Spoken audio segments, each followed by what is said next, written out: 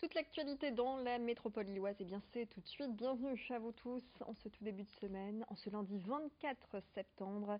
Juste après ce flash, vous retrouvez les prévisions météo avec la tendance pour ce début d'automne.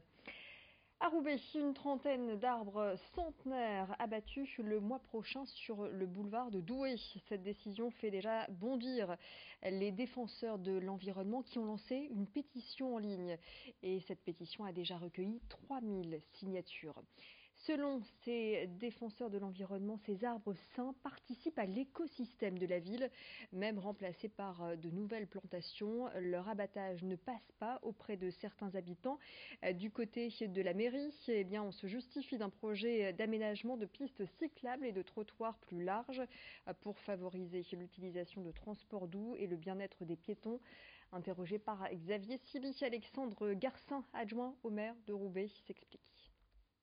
On a un classement des arbres qui est géré parce qu'on a 12 000 arbres sur la ville de Roubaix et donc ces arbres aujourd'hui sur un classement vert, orange, rouge, ils sont classés orange.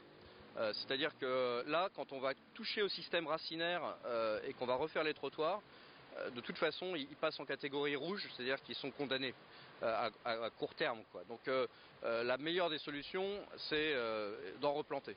Ce qu'on va replanter, c'est une diversité d'arbres. C'est ce qu'on cherche à faire sur l'ensemble de la ville, parce qu'on ne veut pas dépendre que d'une espèce dans le cas où il y a un champignon ou une maladie, et c'est ce qui va arriver de plus en plus avec le réchauffement climatique.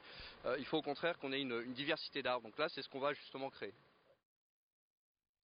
Nouvelle réaction en région suite à l'annonce du plan pauvreté par le gouvernement. C'est le président de l'association Les Petits Frères des Pauvres qui s'exprime. Selon Alain Villet, les retraités sont les grands oubliés de ce plan. Toutefois, ils font un espoir sur l'annonce d'un revenu universel d'activité qui devrait intéresser l'ensemble des bénéficiaires des minima sociaux, dont le minimum vieillesse.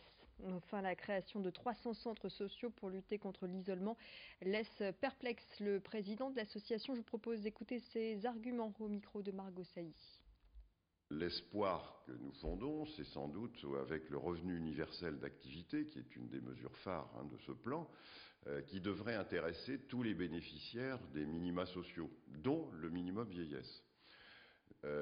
Néanmoins, nous sommes là aussi très interrogatifs, puisque ce revenu universel d'activité, s'il doit concerner, nous le souhaitons, les bénéficiaires du minimum vieillesse, ça veut dire que le gouvernement insiste beaucoup sur la contrepartie qui sera demandée aux bénéficiaires de ce revenu universel en termes d'activité, d'utilité sociale, voire évidemment d'activité professionnelle quand c'est possible.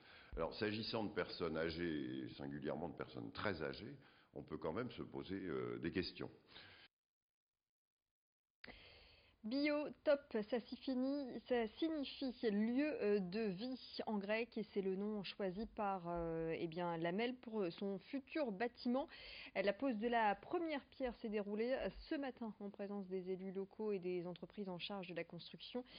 Initialement, le bâtiment devait accueillir l'Agence européenne du médicament qui ne s'installera finalement pas à Lille mais aux Pays-Bas, à Amsterdam. Fin 2019, les services de l'AMEL quitteront donc le bâtiment actuel situé entre Lille et la Madeleine dans le quartier de la gare Lille-Europe.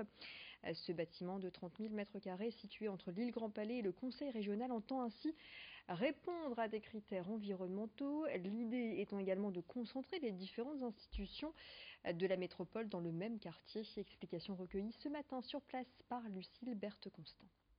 C'est une réalisation emblématique de la métropole lilloise.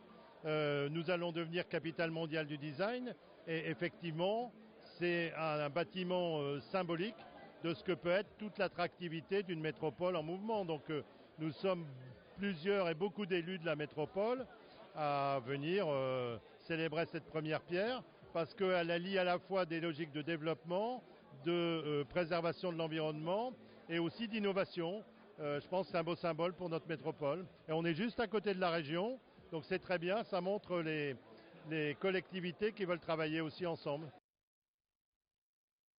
À Lille, la cathédrale de la Treille s'associe aux commémorations du centenaire qui marque la fin de la Grande Guerre. Elle propose ainsi une ode à la paix. C'est le nom du spectacle qui va réunir des lectures de lettres de poilus à la lueur de milliers de bougies. Vendredi, dès 20h30, ces lectures seront accompagnées du chœur scout des Flandres et du grand orgue. Autre rendez-vous, ce sera samedi avec le concert de l'orchestre Lux Aterna et le chœur de Grenelle de Paris, sans oublier la présence des représentants du Conservatoire de Paris et des membres de l'orchestre de Radio France. Les explications sur ces commémorations avec Thomas Sanchez, responsable communication à la cathédrale de la Treille, interrogé par Xavier Silly. Les deux poilus ont été sélectionnés forcément avec, comme on est dans la cathédrale, avec plutôt une démarche spirituelle. Voilà, des hommes quand même jeunes pour la plupart qui sont partis au front. On leur avait rien demandé, ils ont été obligés. Ils ont été obligés de s'engager parce que l'État à l'époque le demandait. Et donc voilà, on a des lettres touchantes, donc des moments très touchants, très personnels, intimistes, qui sont en effet en lien, qui font écho et renforcent cette ambiance à la lueur de la bougie dans la cathédrale. Et voici un avant-goût de ce qui vous attend donc pour ces commémorations. La mitrailleuse joue un air à triple croche. Cœur, obus éclaté, tu sifflais ta romance. Et tes mille soleils ont vidé les caissons que les dieux de mes yeux remplissent en silence.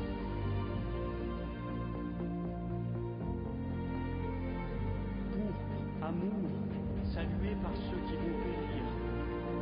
Le printemps tout mouillé, la veilleuse, l'attaque.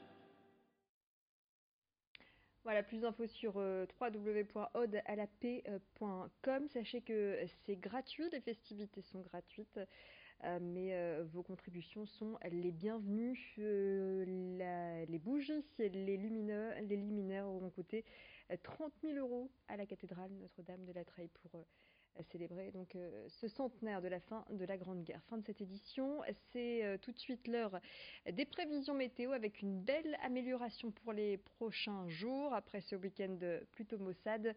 Début d'automne frais mais ensoleillé dans la région des Hauts-de-France. Restez avec nous, l'info continue.